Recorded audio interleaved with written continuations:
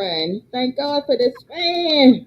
This is your hot girlfriend, Wanda Godsbread of Watching Wanda's World, and I have my esteemed guests, Leslie Grace Streeter and Lynn Streeter Childress, with me today. They are city alumni, and they are my sister girlfriends from high school. We have over 30 years of history. They are an author of The Black Widow, a playwright. They are actresses. They are journalists. They are wonderful, and they have a podcast. So we have a lot in common. The name of their podcast is Fine Beats and Cheeses. Guys, tell them what your podcast is about. Okay, so Leslie. our podcast is about it's got the title is a dumb pun because I like stupid puns, but it's basically about loving cheesy pop culture and talking about it in a way that you can defend it or say, "Ah, screw it, I don't care if you like it or not." And we talk about it for an hour. Wanda was a guest. We talked about what she calls YouTube University, which was about the things that you can learn on YouTube. Like she taught herself to do makeup, or like anytime as a single person who owns a home, every time something goes wrong, I'm, going, how to fix this thing. And it was a really great conversation. And I think that, more people need to just be honest about liking stuff and not caring if other people like it as well. So Amen. that's where we are. Anything to add, sister? No, it's just fun and it's gotten really deep. Again, like when we started it, we thought people were just gonna be like, I like this cheesy movie or I like this band or whatever.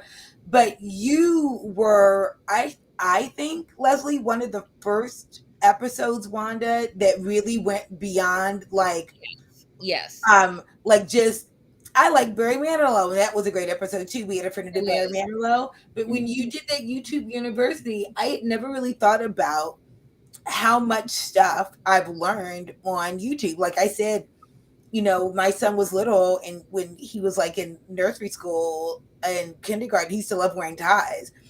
And my husband was at work and I didn't really know how to tie ties. And I learned it on YouTube and doing YouTube tutorials. And like I said, you really got me to thinking. And then somebody else did an episode about how people consider marriage cheesy. Like it's really kind of spawned all these really, I would say the other ones aren't smart, but very thoughtful Very. conversations about the things that we consider like cheesy or like goofy or whatever that have a lot of worth. So it's fun. But then again, like last week, the show that came out yesterday was about Vanderpump Rules, the show on Bravo, and the guy who was our guest is a drag queen, and Okay. he was in his non-drag persona, but he's a drag queen, and he talks about um, marketing and reality television and how people on reality TV, those kinds of shows, are geniuses at marketing Yes. because they do those shows to market their brands or their products or like There are whatever. But anyway, restaurants, there like Lisa Vanderpump, who was on, Housewives of Beverly Hills, has these restaurants, and so the show was about ostensibly the crazy, sexy, cool kids and messy as heck that work at her restaurant. So she's promoting her restaurants because she has the show, and it talked about all the different housewife shows, and it was really great. I mean, we did not mention Sheba Sheree, which is one of my favorite Atlanta. Do you watch Housewives?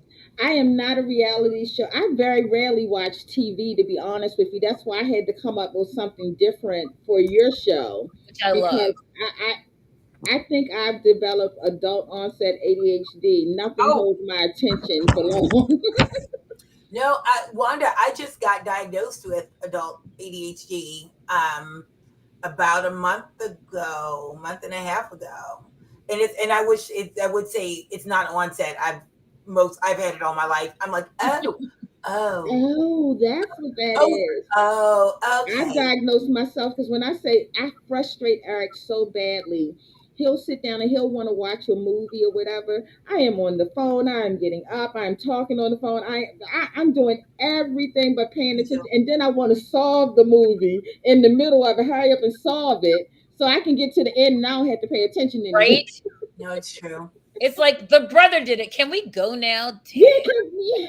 So going to the movies, needless to say, is a waste of money on me because I'm walking around. I done walked out 3 or 4 times.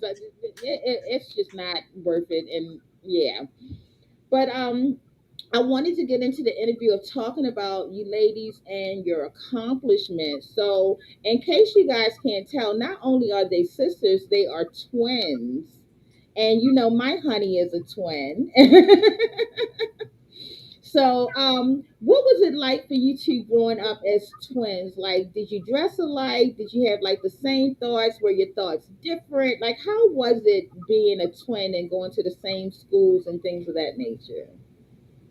Well, you want to start, Lynn? I'll start. So, we used to always answer this as we just didn't know anything else Mhm. about being anything else. But I will say this though, from we've really never been in the same classes. Okay. Ever. My parents on purpose from preschool on pretty much put us in different classes, and actually when we were in 5th grade, they moved Leslie to a different elementary school Oh wow. and kept me where I was. I was at Northwood. We were at Northwood, and then Leslie went to Leith Walk, Baltimore City, and because my parents thought that we really needed to have more kind of Hmm. space. Independent. And then even Chinquapin, we were in different classes. Then we moved overseas, and then We were in different came back to classes. Baltimore and went to Hamilton. I think the only time we've ever been in the same class was 12th grade at City. We were in the same homeroom for practicum, but that was Hmm. it. That was the only time we've ever been in the same And we were class. barely there, so we were Oh barely in wow. homeroom. So it's interesting because we tried so hard to make sure that like we were separate and that we had our own identities. And sometimes it can be very frustrating when people go, oh, it's twins. But then, first of all, at this age, at 52, it's really precious to me. It's really having her is precious to me. And we find, I think, that we have more overlap because it was like Lynn is in the band and Leslie's in the newspaper. And then Lynn's in drama, but then I joined drama and then she joined the newspaper. It's like, but you do that and I do that. But Switch. But even with that, though, it was very important. Well, Leslie always knew that she wanted to be a journalist, and so the agreement Always. was I couldn't join the newspaper until in high school until she established herself, That's true. and the same with me. Even though I didn't know I was going to be an actor, then I didn't know I was going to be an actor till I was 25.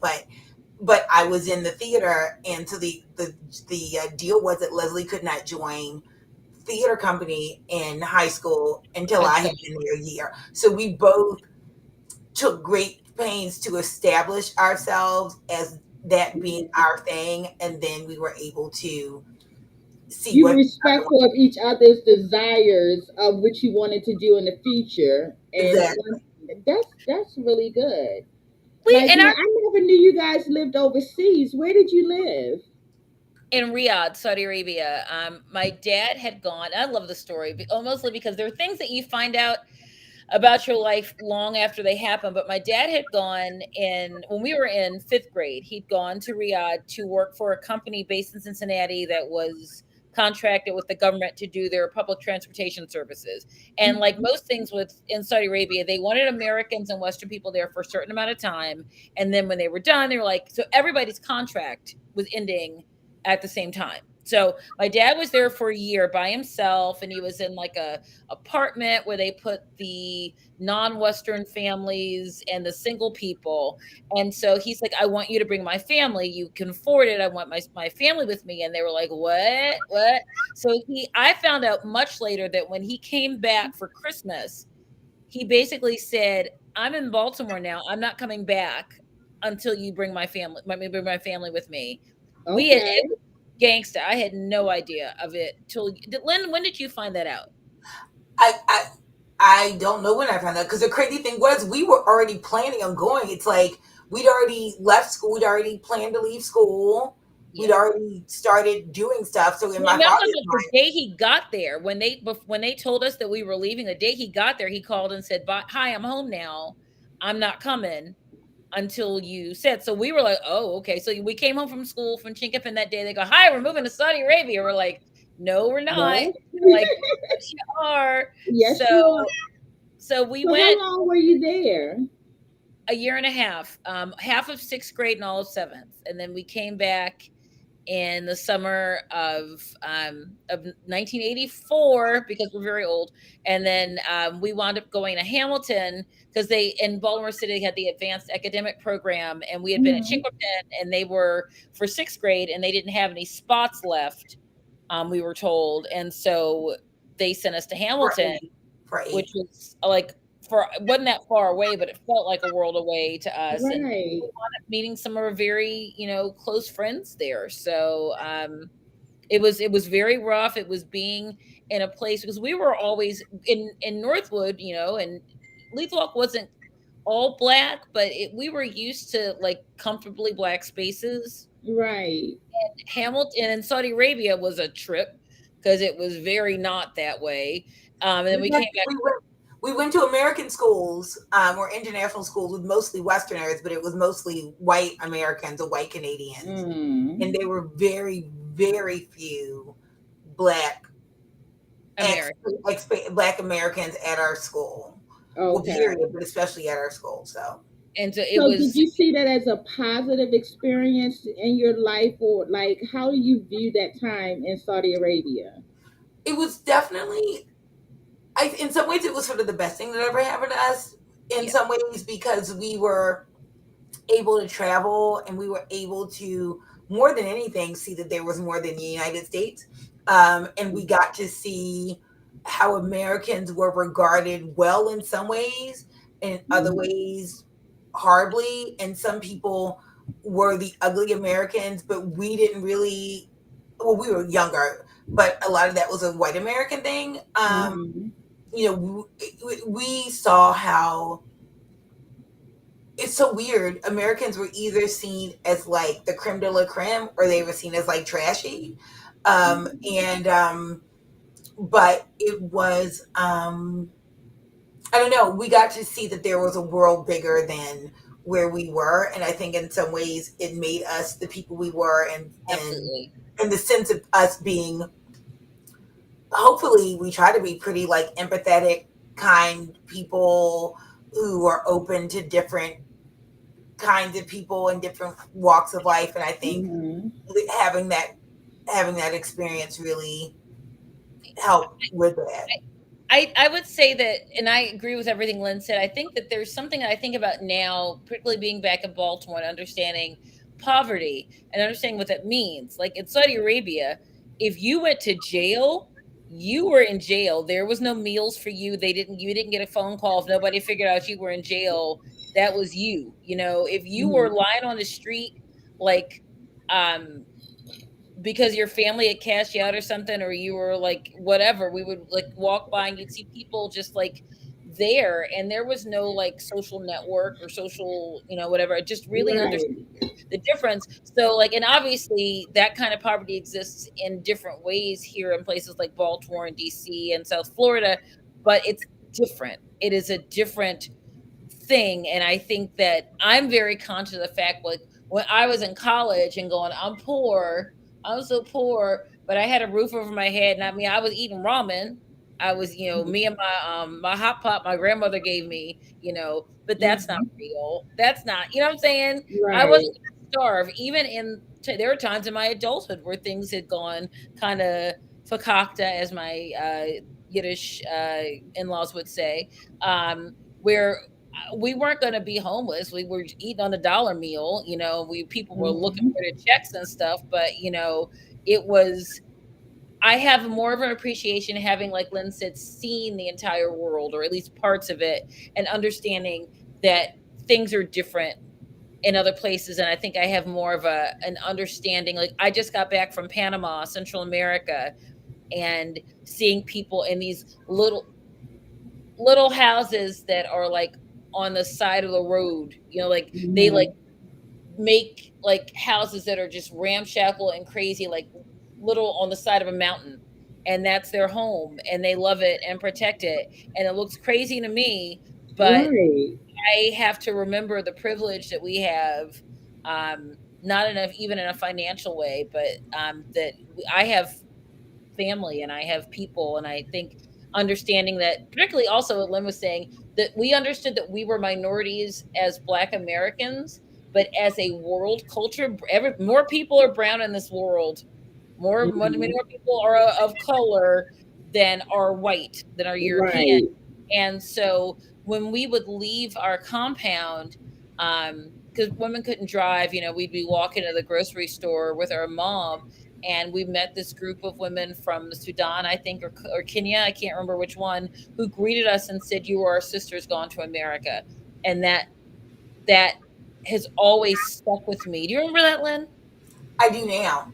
And that always stuck with me, that we, no matter how they try to beat Black Americans down about us, that we are connected as people of the diaspora to a much larger group. And that is always, even when, I'm at City and people were calling me, bucktooth. I don't remember who it was, that Lynn and I had very thick glasses and we had bifocals, and somebody called us eight eyes Oh wow. because there were That's two of us. horrible. Oh, it was terrible. Oh, City, I love City, but there were people, we got the blues sometimes. I look back now, kids are so insecure, and you push Mhm. all your insecurities and say, I'm going to push you down before you To push. make myself look better. That's Yes. what they did. That's what they Absolutely. did. And it was, it was a little complicated. By the time I graduated, I was like, I mean, hopefully you gain self-esteem and stuff. So by the time I graduated, also because I knew, at the newspaper and stuff at City, I was like, I was badass. I'm like, I don't need y'all. It's I fine. know that's right. You I know was, It's what's like so when I first moved up here from North Carolina, I my mom didn't know how to do hair. So I quickly learned how to do my own hair. Like I could braid my whole head. And that's how I made my extra change by braiding my girlfriend's hair.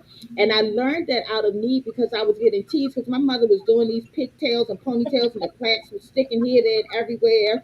And I'm in the fourth grade and I'm already a little chunkier than everyone else. And I'm country. And then I had my little southern drawl. Hey y'all, you know. So I went to Walter P. Carter. yeah. And after Walter Record, I went to Winston. And then the bully girls, I'm not going to name any names, but the bully girls, it was this one girl that was trying to get in with the bully group. So she thought she was going to use me mm, as I'm going to whip her tail to get in with the bully girls or whatever. But what she didn't know is that in North Carolina, I played football with my male cousins. And I wasn't no punk, no fag, no stuff like that. So when she came after me to try to make her mark to beat me up, I tore her tail up. I flipped that heifer over my back and I stomped a mud hole in her. So it had the negative effect, opposite effect of what she wanted to.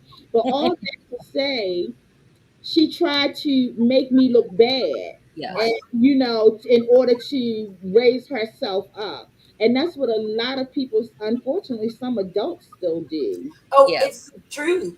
Well, you know Hmm. what's so funny is we went our 20th reunion, so in 2009, Hmm.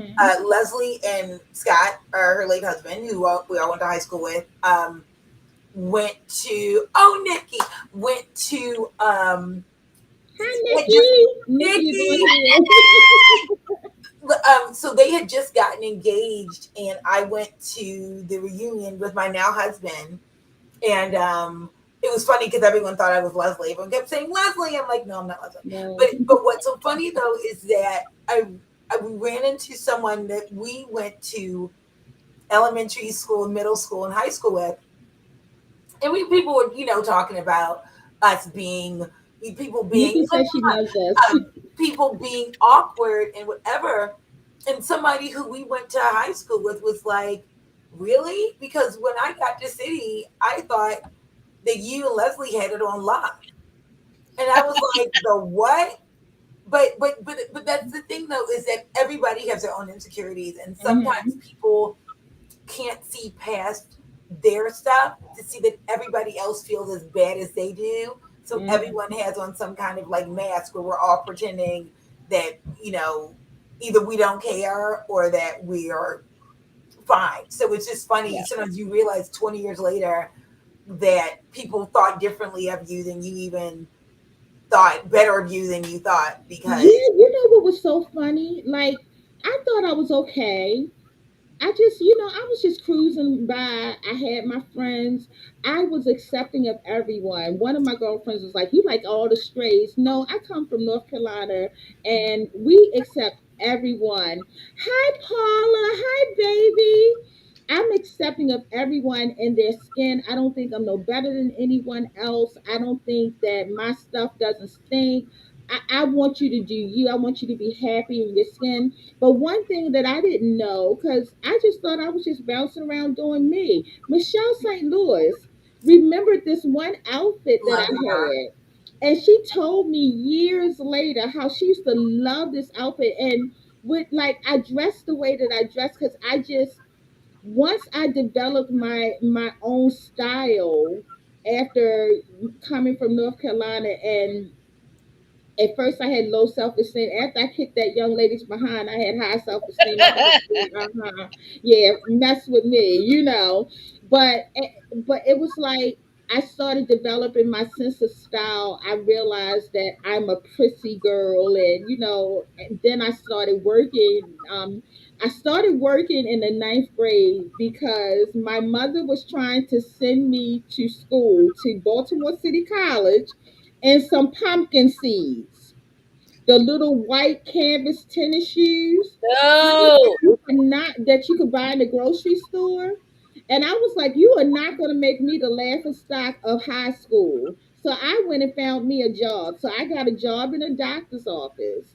So that's why I dressed the way that I dressed, because Right. when I left school, I was going to my job at the doctor's office. People was like, why is she dressing like that? I remember you in I'm hoping I don't remember this wrong, in a blazer. Am I Oh, remembering? yeah. Yes, I remember Always. this. And Michelle St. Louis remembered this one dress, one suit. It was a gray suit that I wore with a beige silk blouse, and Yes. it flared out towards the ends. And she used to say that she used to love this outfit. And I had totally forgotten about it, but that just goes to say how you never know how you're perceived by others, even when you think no one is paying attention to you. And you Well, don't know what's going on with anybody else. I had no idea. You told me that later.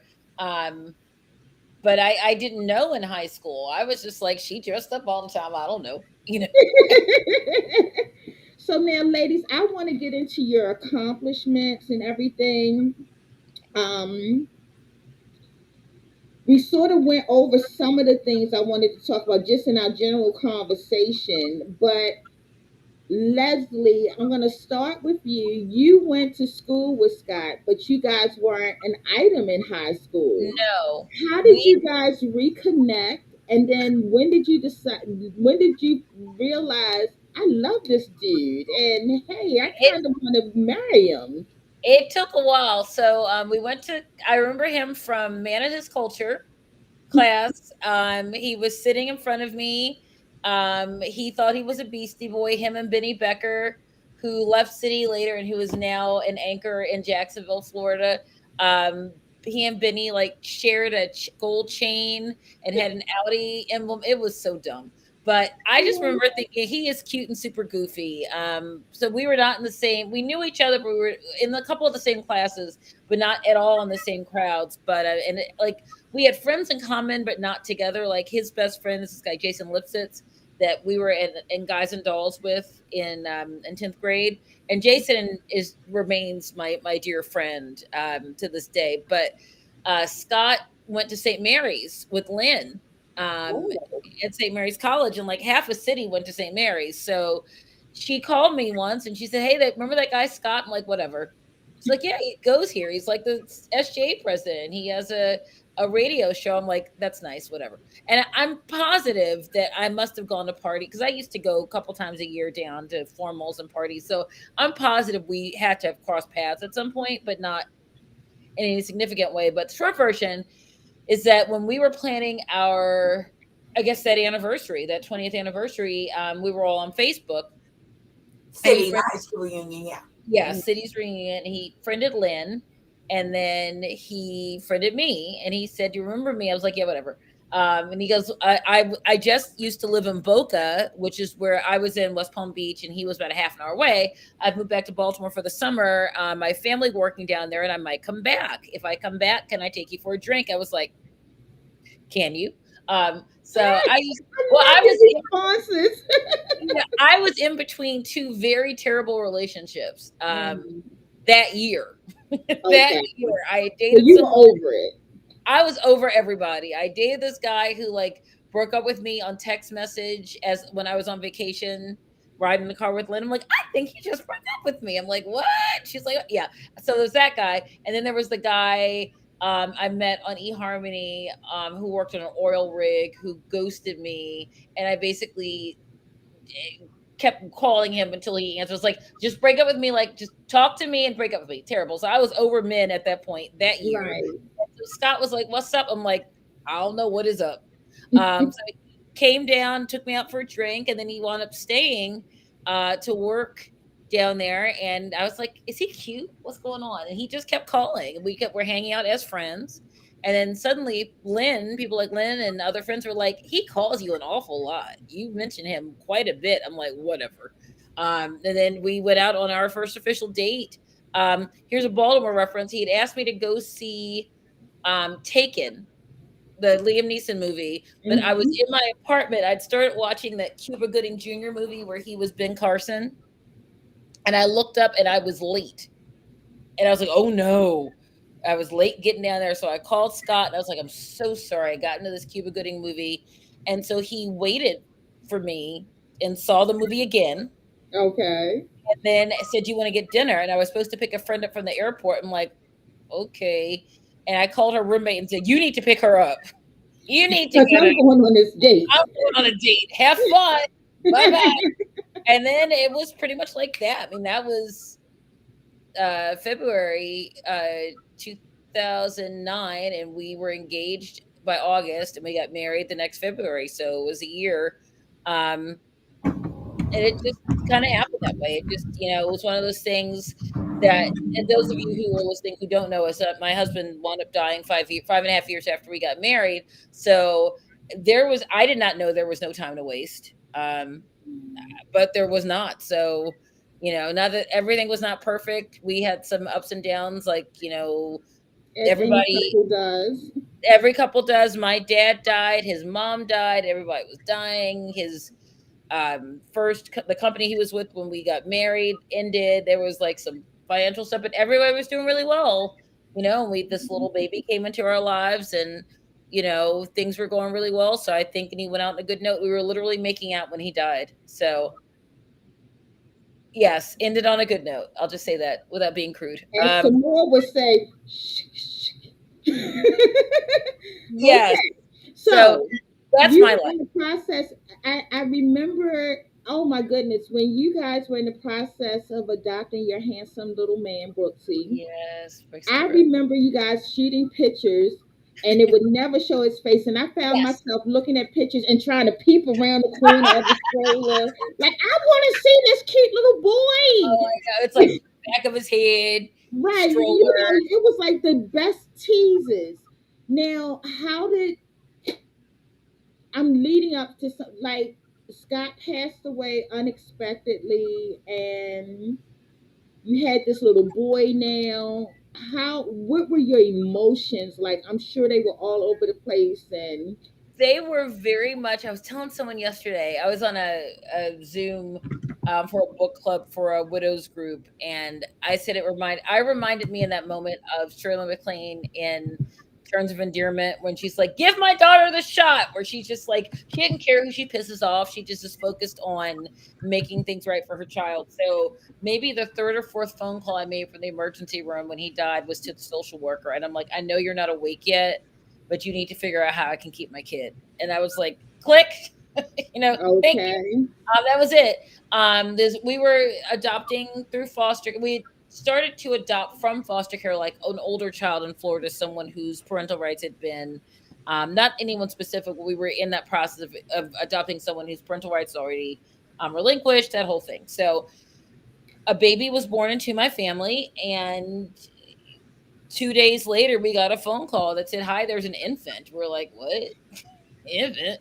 And they were like, "What do you want to do?" And so we visited him every month here in Maryland, and then 6 months later, he was with us, and so we became his foster parents.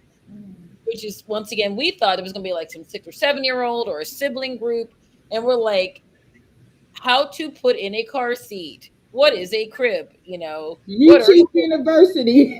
yeah, yeah, seriously, it was crazy. So we, had him, and then we were in process of, the state was doing their thing, and we were doing our thing, and the birth parents they did not get themselves together. So all the stuff was happening at once. And then when Scott died, I was like, all right, we gotta get this done. So I did not plan on being a single mother, and I was not alone. My mother came down almost immediately and was my co-parent until last year when she got married.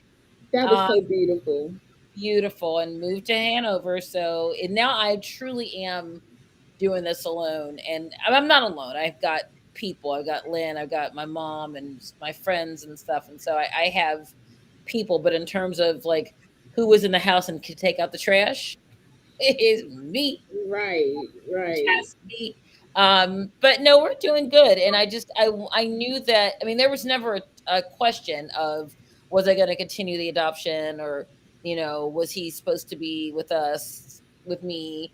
It just I just had to do it in a little of a different way. But my book Black Widow, which came out in 2020, literally a week before lockdown. So all the stuff I'd planned went kind of blah, blah, blah.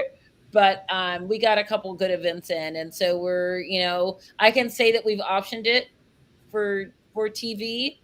Although I literally signed the extension the week before the writer's strike happened. So this Uh, is just a pattern. Something but good what's happened. for you is for you and nobody else. God has you. And the delays are just minor setbacks to a Yes, major come up. That's yours. it I'm is. claiming it for you. Thank you. And I Thank you. can say, like when I read the book, I I listened to it on Audible again, my adult ADHD. So it was nothing like I expected because I was like, I don't want to be sad, but I want to support. It was nothing like that. So guys, go get Leslie. Tell them where they can get your book. You can get it. If you can get it on Audible, you can get it, and it's me reading it. So it's if you aren't annoyed by this voice, this is the voice you will hear for hours. That's what made it Hours. like the best for me because I could see your facial expressions and like hear your attitude and like when you were pissed off and when you were at the funeral director and I can Yeah. see you going through all of that. So basically, anywhere you get books, it's on Amazon. It's you can. I prefer that people go to independent bookstores if they have it. If they don't have it, you can usually get them to order it. Um, you It's at know, Barnes and Noble. I go to every Barnes and Noble I go to. I find it and take a picture of it if I can Oh, find it, and it's at libraries too. and okay. those of you who are local, I'll get the date before we finish this. I will be signing books at the Barnes and Noble that is reopening here in Sewings Mills. I think it's Sewings Okay. Mills. Yeah. Not Valley, one of the places is opened again. So I will be signing books in a couple weeks. So I'm Uh, gonna have to get a copy so you can sign mine because I want mine signed and autographed. yeah. Also, Now, and I owe you. Wanda did my makeup for my headshots, and I have her makeup cape. So if you come, I'll give you your better cape give back. me an excuse to get together. So now you mentioned that you had dated on eHarmony. Now, Lynn, you make no secret that you met your husband on a dating website. Was that It eHarmony was as well? eHarmony. So tell me about that experience and like I don't know if it's flipping or sending each other a message. Like, how did you guys connect? So that was what we met 2008, and I had been a couple years before that in a relationship that didn't work out with somebody who I was good friends with and just didn't work out, and um had done other waiting dating things off and on. Mm-hmm. And I think I just got to the point where it was really funny. One of the things that would happen was I would get on these websites, and number one, I was impatient and also I'm cheap. So I would get on them and I'd be like, so the dude has to show up on this one this time because I don't have money to do this again. Right. But so I would put all this into it, and I would be reading all this stuff and this stuff and just feeling really like hopeless that I didn't find somebody that time I was on the thing. So I think honestly, and it's bad advice when people go, when you're not looking is when you find them. I was obviously looking because I was on eHarmony. So I was looking. But I think when I did it, I decided that it was just a vehicle and it wasn't going to be, I didn't have to be so desperate in my head that I had to find somebody right then. Mm-hmm. But so I went back on. I think I had signed up for like 3 months, and he was the first person I reached out to. Because on eHarmony you have to like get matched, like you can't just go on and like look at pictures. You have to get matched with people based on like Mm-hmm. Yes. compatibility stuff or And whatever. they've changed it. It's much different now. It's much Okay, more swipey than it used to be. okay, yeah, that's the way it used to be, and which is one of the reasons I liked it because I didn't want to waste my time. I'd waste my time on these other things with people who weren't checking for me, and I thought he was really cute, and we agreed to meet. I liked that he didn't just want to be on the app the whole time because my thing was I'd rather meet you, decide it's not going to work, and then move on with my life. And so we met at a Panera near Rundle Mills, and we stayed at Panera for 4 hours on like a random Monday night just talking. And I was like, I remember talking to him in my head. I was like, I think this could be the one, but I was like, that's This is a ridiculous. date that never ends. You're the But one it was a good thing. It was a good thing, Yes. and it was just weird. He was one of the first people that ever I felt pursued me, right? I did a lot of pursuing of Mm-hmm. people and pursuing of guys, and a lot of that I realize now. So I just got diagnosed with ADHD earlier this year, like a couple of months ago. And one of the things that I realized about ADHD is what impatience, of course, but hyper fixating on things. Mm-hmm. So it almost stalkery, right? Like if you like somebody or if somebody says something to you weird, you're gonna put that in your head forever, and you're gonna go, "What did I say? And what did I do? And blah blah blah blah blah And blah what did blah. I do wrong? What And did I do wrong?" And you don't And ever let it go. you don't Yeah. ever let exactly. it go. Because I remember when I was dating, I had gone through such a series of bad relationships that I became the man. I was like, don't call me, I'll call you. I'll call you for what I want when I want it. If you call me before I call you, you are ixnay. Right, Like I became the total man. Like I had men telling me, I feel like the woman in this relationship, but they didn't use the term woman. And right, then I realized I had become hard. And I yeah, said, I had to sit myself down and say, Wanda, no man wants a woman as hard as he is. So I took a sabbatical from dating for 3 years. I didn't want any parts of dating.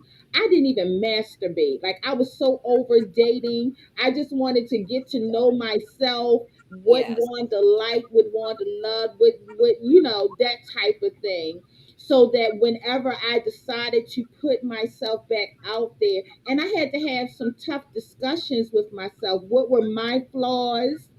Because everything can't be all them, although most of it was. But and while I'm talking, my girlfriend Paula Leslie wants to know the That's why, date and for I'm the not book. being rude. That's why I'm looking down at my Okay. phone. It's August And 4th. Nikki It's is saying August that what I'm 4th saying sounded familiar. at Yeah, White I was a Marsh. whole man. August 4th at White Marsh is August when I will 4th be. at White Marsh Paula.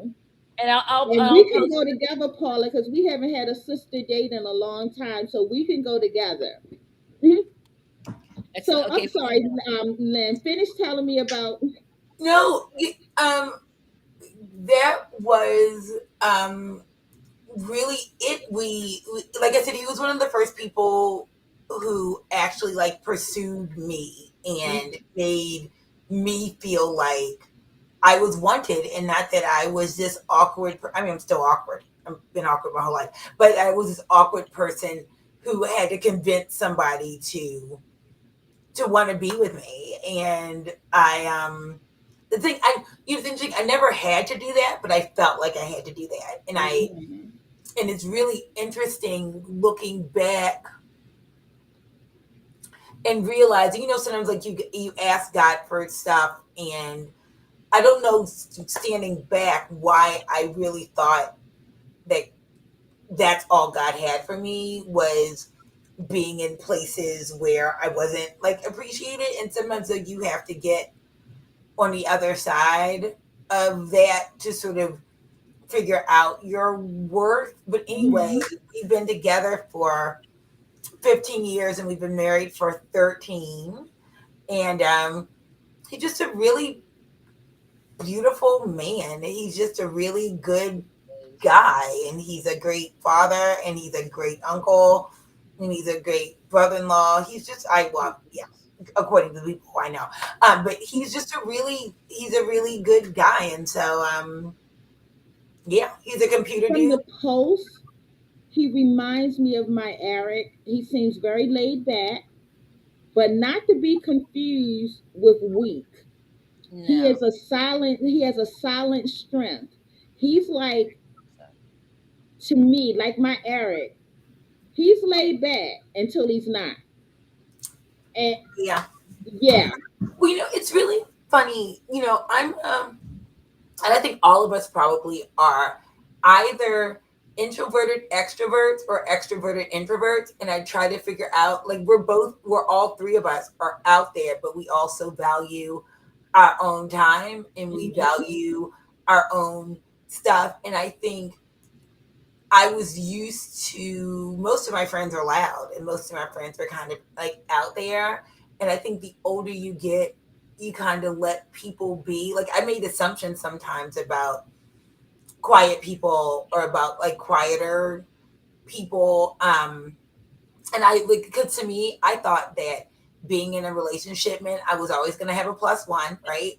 And Mhm. that this person was going to go everywhere I wanted to go and do everything I wanted to do and just be sort of like, and it was like, no, that's not it. And I think what's interesting, when we started dating, we probably been dating like a couple of months, and we were getting together on like Tuesdays and like Saturdays. And it was Mhm. a Saturday. He was like, well, I'm not going to be able to get together this Saturday because I have a sabbatical. And I was like, a what now? And he was like, oh, it's a day that I give myself like once a month where I kind of just hang out with me and I don't make any plans.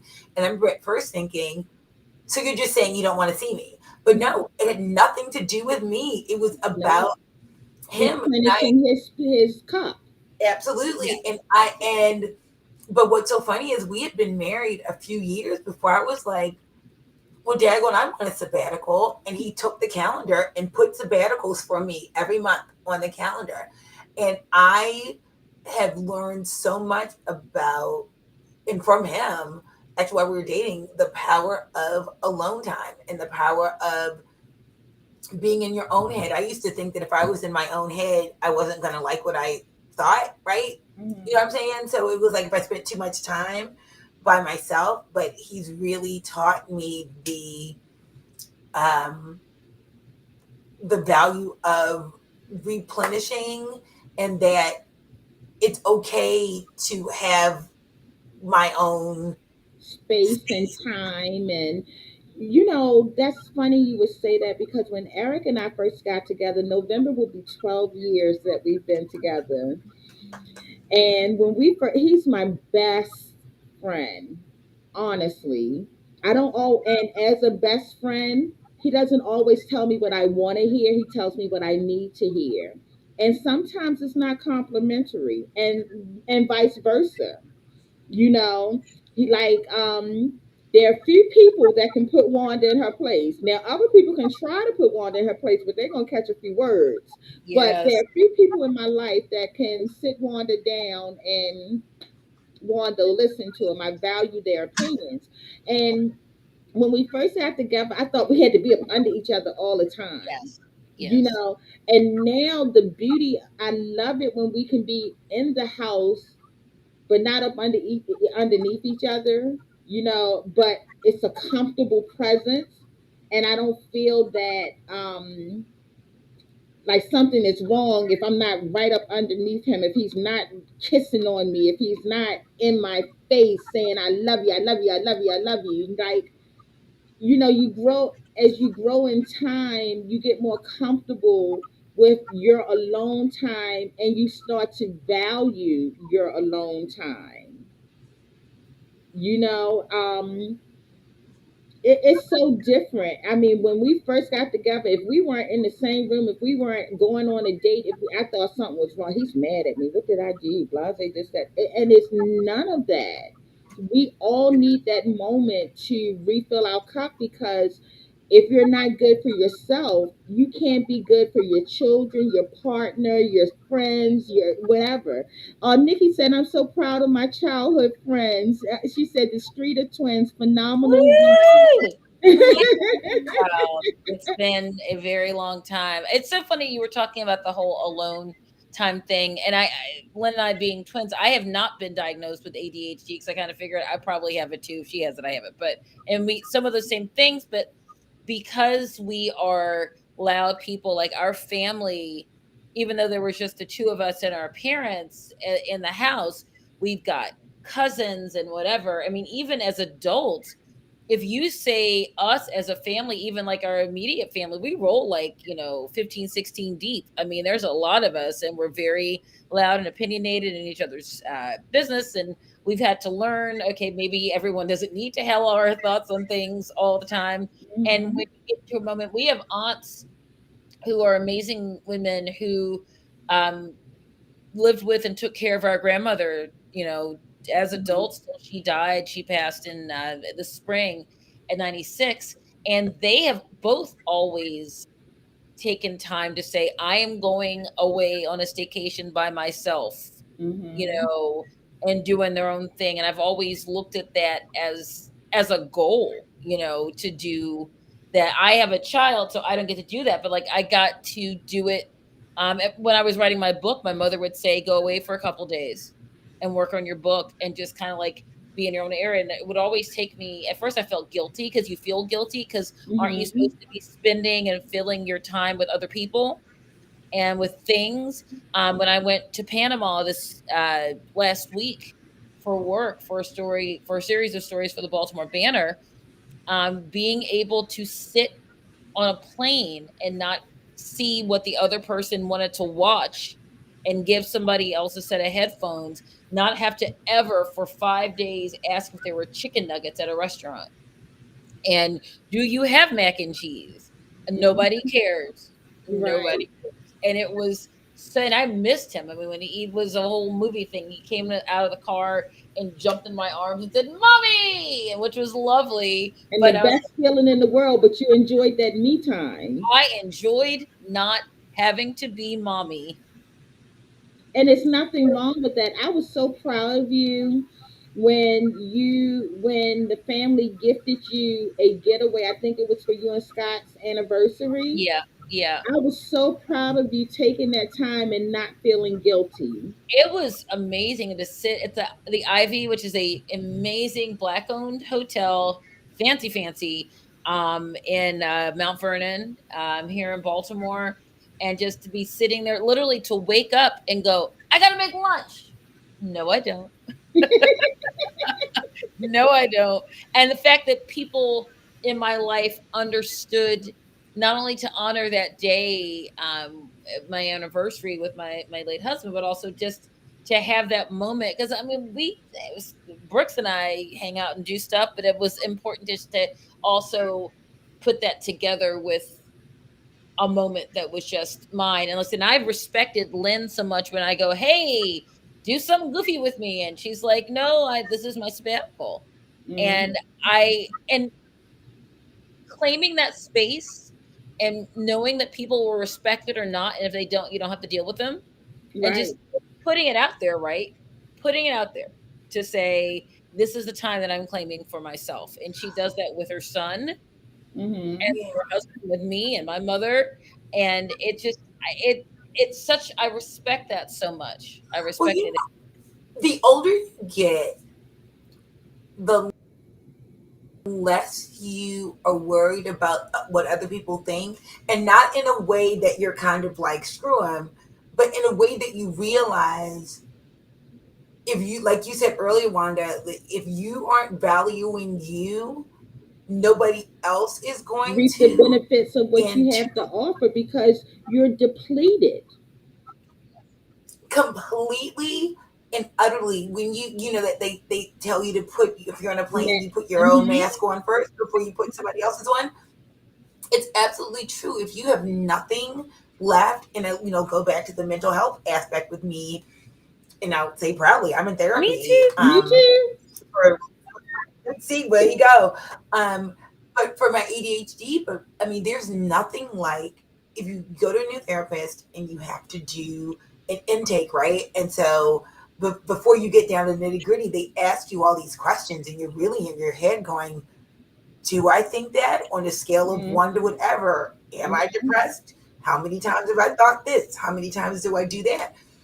And you realize that we have nothing if we don't have our mental health, and we have nothing if we you can't, you can only shovel that off into an other side for so long until your brain that you live with is going to say you have to deal with me Absolutely. Well, now. it took And Eric, like, I'm an empath, and I'm the friend that all my friends come to, which is a blessing and a curse at times. And I'm not saying that they can't come to me, but my girlfriend Courtney, she's at some point said, "Amen, lady." She's on with us, and Courtney was the one that was doing the podcast with me for a while, her and Sean. But Hmm. it took him saying, "Babe, you're on the phone with this one, you're solving this one's problem, you're solving that one's problem. When you get off the phone, you're still worrying about their problems. They done dumped all of their stuff on you, and you're still worried about their problems, and you're not sleeping, and you're not eating well, and you're going days at a time." I would be frantic because I can literally, like, my mind will, it's like I have 1,000 computer screens open, and until I solve the problem, I can't close that window. So Mm, I had to learn and how do to you know make what I, myself a little less accessible. and a little, because sometimes Vonda, because I found out with myself that sometimes you think like everybody's pulling at me, whatever, whatever, and sometimes I realize that it's not so much that people are asking me to be available, it's that I've made myself available, and that I have put myself in a place where I feel like I'm somebody else's savior, and I'm somebody else's, there's a There's a there's thin a fine line line. between Yep. being altruistic and being Mhm. narcissistic, right? Where you feel like you're there to help people, but then sometimes you realize, I realize that for myself, I like to gain a reputation of being caring and But whatever, you know right? And what? like, I'm the nice one. I'm the one. yes, Yeah. Yeah, but absolutely. the thing is, we already have that reputation, and sometimes people will drain the hell out of you. Like, if you're dealing with someone and they're bringing the same situation to you over and over and over again, and it's like, look, we don't had this conversation, and you're gonna, at some point, you say you're gonna know when you've had enough, because I can give you my opinion, and my friends know not to come to me if they don't want my honest reaction, because I'm not going to sugarcoat it. Y'all know I'm very blunt and direct. Not to be mean or facetious, but I just like to get, you never have to second guess what I'm thinking, No. but at the same time, at some point, you have to give your perspective, and then you have to let them go. take what they need, discard the rest, and deal with it on their own. It's so funny when go exactly what there was years ago when there was something I was asking a million questions to a million people about, like something I should do. Should I do this? Should I not do that? And I asked a million different people a million different ways. And finally, a good friend of mine was like, well, what do you think you should do? Because she was so tired of me asking because I wasn't getting the answers that I wanted. And what was so funny is actually getting the answer that I did But it was the want. answer that you But I needed. was so sure. Right. It was the answer that, right. But to me, I was like, well, that can't be it. I can't actually be getting what I want. Until finally, this friend was like, you need to just stop asking a million people a What do you million want to do? ways, and you need to decide what you think and what you do. And again, going back to what I said earlier, I think the older we get, I think I'm a better friend and I think I'm a better wife. And I think, I mean, because Leslie and I both got married the same year when we were 39. And, we're 52 now and we became parents. I was 41 when my son was born. Leslie was 42 when Brooks was born, when they got Brooks. And um, I feel like I didn't have enough of my stuff together. Younger me, I'm thinking a lot of people did it younger. I'm saying me. I know that there are things that I know better and I do better because I had to get a lot of my own like insecurities and stuff. And I had like it that they're together, right? I'm still getting them together. But I feel like the older I get, I'm able to own my decisions more. And that's the thing, I've always been a badass. I always have been, but I think I forget it. I Mm. forget. And I've had that people remind me of a friend a couple of weeks ago who's like, Glenn, you have to remember that sometimes I run into problems and I ask myself what you would do. And I was like, oh girl, you need to aim higher. But to get a new role model. But yeah, I think sometimes we forget that we're Yeah, sometimes badasses. we forget our And own value, and it's a blessing to have a community of friends that will remind you.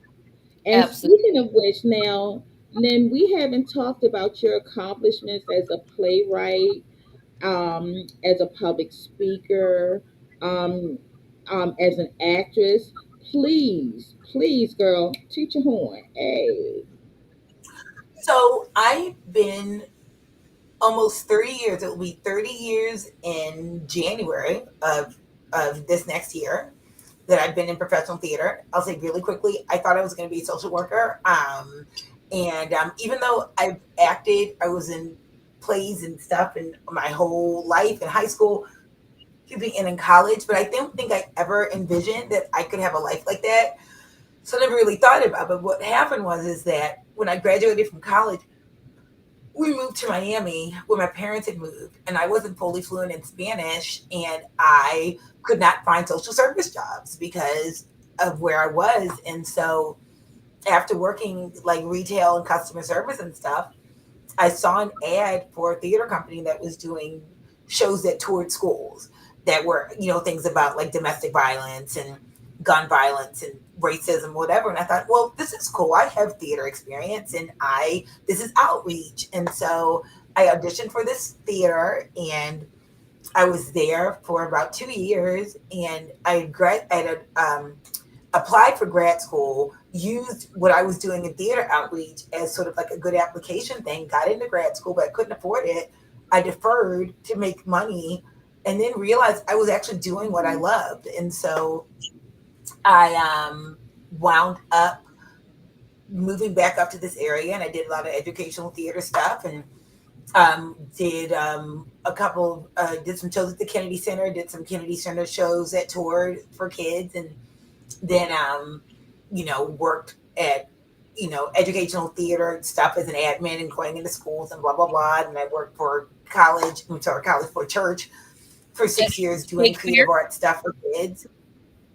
Yeah, worked at the Folger Shakespeare Library for a couple of years, and then right before I got married, I decided I really wanted to freelance again, and then I wound up starting my own theater company. We're called, it's my card.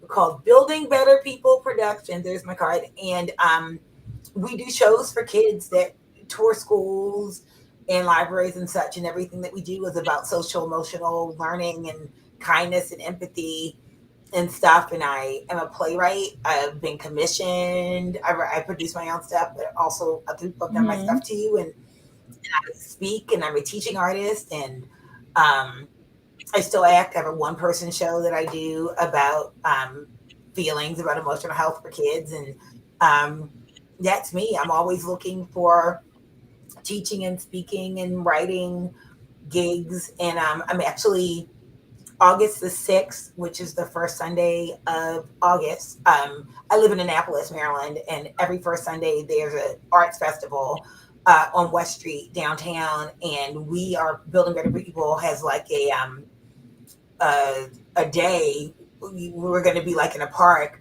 with our Venmo sign. So get me. And I'm going to be doing some storytelling. My mom's going to be Mm-hmm. doing some storytelling. A friend of mine and I are singing. I have another friend who's going to be singing. And so it's all When family is friendly this? stuff. I like this is August. You don't know this story. It's August the Oh, I won't 6th. be. No, I won't be here.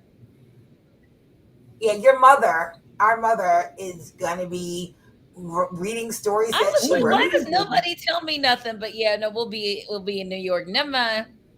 Nicole said you both were news producers of the Numbskull News in the fourth grade. Yes, actually, it was actually just me. But Oh, um, No, but I did it in oh, okay, Myth never after mind. you Yes, we left. did. and Yeah. Yes, we did. Courtney, my girlfriend Courtney says you ladies are a huge inspiration. She Oh, loves it. thank you. So, And Oh, you know, thank I I just you. want told to you guys, I oh, just go want to say ahead. very quickly, Nikki was one of the people we've known her for so long, and when yeah, we did this like goofy like news thing when we were in school, and so Nikki remembered, and she every time I talk to her, she brings it up, and it's like you remember, like remembering Lynn your badassery, remembering that we were born to do this, we were born to Yes. like write and produce things and be funny and topical and stuff like that. We this has been our whole lives. So thank you, Nikki, for that But you reminder. know what?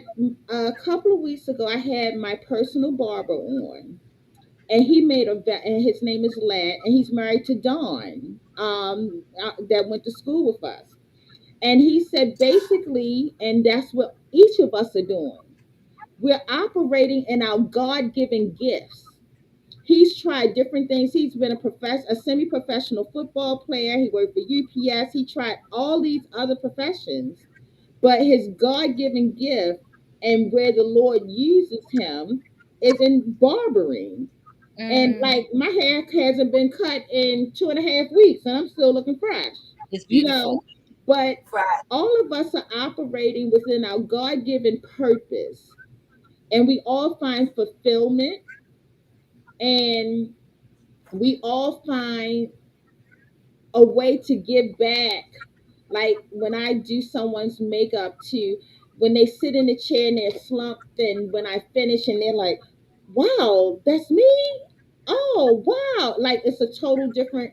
I love making women feel good. I love you're reporting the news, and doing the different stories, and you wrote your book, and you helped other women get through becoming a widow, and let them know it's okay to feel all of these Yeah. emotions. Lynn is writing plays and performing, and giving our youth something else to do, and it's her passion, and I'm so proud of all of us. I am proud of us as well, and it's just like it's such a blessing to be able to come back. Social media can be terrible, but social media has also kept so many of us in contact with each other and in each other's lives, and able to be blessings to each other. So Mhm. I've so appreciated this conversation. I do have to figure out if my child is still alive. I assume he is up there somewhere. I've heard nothing of the contrary, but it's always good to check. I definitely understand. I've kidnapped you. We're gonna have to do a part two, because I Yeah. want I want to go to raising young black men in Baltimore and Annapolis. Like, oh, I had 3 pages of questions for you all. So we are gonna have to do a part two. We'll have to put it on the calendar. Oh, absolutely. And that's a whole situation. Like, we living in Baltimore City and have them coming inside doing every week. It's like it, fireworks or gunshots. which is it? Right. What is it exactly? So I'm gonna close out. Oh, oh, thank you, Nikki. She said, "Thank you, Wanda God's great, Yeah. great interview." So I just want to remind you guys that you can donate stars. Your girl now has stars. If you donate stars, it does help me to get more equipment for my podcast. Remember when I first became the one woman show and every week was a fiasco? Look at how smooth it's running now. And your girl, you guys, I told you you were gonna watch me. You were gonna be part of my bottom starting up, and it was gonna get better, and you were gonna go along on the journey. And I have a feeling that God has a plan for me in this podcast. So Yes. every Wednesday, whether I Yes. have no people, 100 people, 2 people, I'm gonna be here. Also, it'll help me continue to buy my makeup products. I'm going to continue to do my Facebook live, makeup live soon. My look today came courtesy of the Jamrock Pastel Palette. And of course, it's Plan and Makeup by Yolando, which I'm an affiliate for. This is the Pastel Palette. And also the Beautiful. Jamrock Universal Palette. And this is her. I use my palettes. As you can see, I'm hitting pan. But you can go to the website planandmakeupbyyolando.com, use my code Wanda and save you a few coins. She does have several palettes on sale right now for $15, which is a steal. So you can go to the website, you can still use my code. The makeup wipes right now are normally $12 a pack. They're actually towelettes. They're on sale for $4 right now. You can use my code and get an additional amount off. So please shop the website, use your girl's code. I am going to stop holding my girlfriends hostage. It's They been just told me fun. I Oh, don't. this is great. Me and my and water, we've been having a great time. I thank you guys for blessing me with being on the show. Thank you for just being you, just being you. Thank you And so by much. all means, feel free to share your events to my page.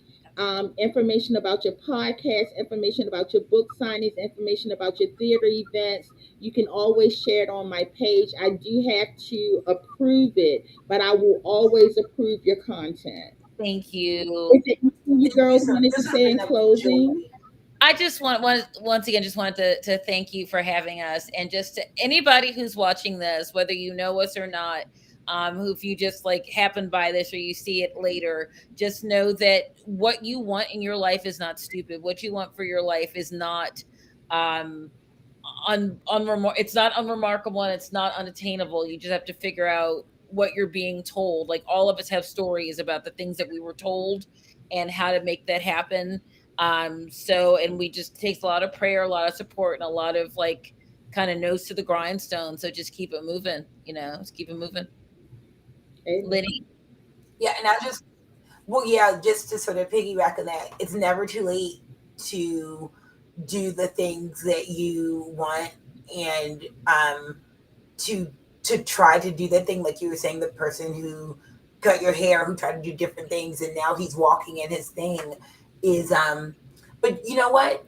Don't be afraid to try your thing and then have it be a different thing Mhm. soon. That's okay. You can keep going and you're not stuck. We're all in our early 50s. And like we said, my mom got married at 75. Got we married last year and they're hilarious. It's never too late to start something different and don't let other people tell you that's the truth. Just keep going, find And don't something let other else. people talk you out of your dream while they're not living up to and pursuing their own. So Absolutely. with that, guys, I'm gonna say peace and blessings. I love you. There's absolutely nothing you can do about it. Remember, peace and blessings. The enemy separates, we unify. I love Absolutely. you, and there's absolutely nothing you can do about it. See you next week. Bye Bye bye. bye.